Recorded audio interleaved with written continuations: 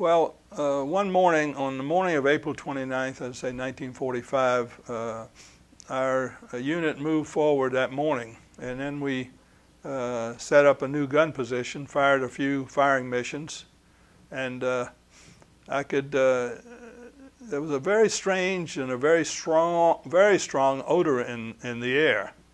And some of the guys said, well, it must be a chemical factory around here sometime. I said, no, it's not chemicals. I said, it reminds me when I was a kid and my mother would go to the local meat market and buy fresh killed chickens.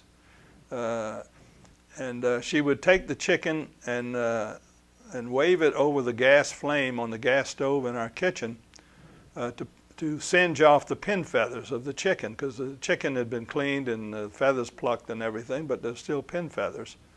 And in doing so, it invariably burnt some of the skin of the chicken, and it would give off a very strong odor. Well, that was the odor that I smelled and my brother smelled when we moved into this new forward gun position.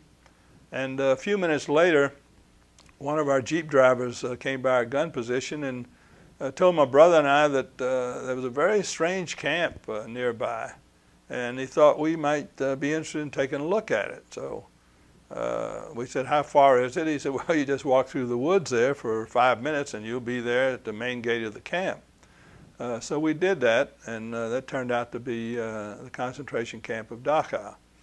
The first thing I remember seeing was there was a railroad siding right near the camp, and it was maybe anywhere from 25 to 35 or 40 railroad freight cars.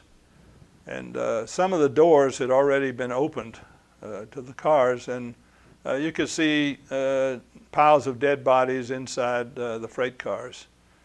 Went into the camp, saw the barracks. There was, I didn't know how many, but I was told later on there was about 30,000 inmates, mostly Jews, but not all Jews. There were other nationalities there as well. And I saw the ovens, and that's when I realized and knew what the odor I had smelled of when my mother used to singe the pin feathers. That was the same odor of the burning flesh from the ovens.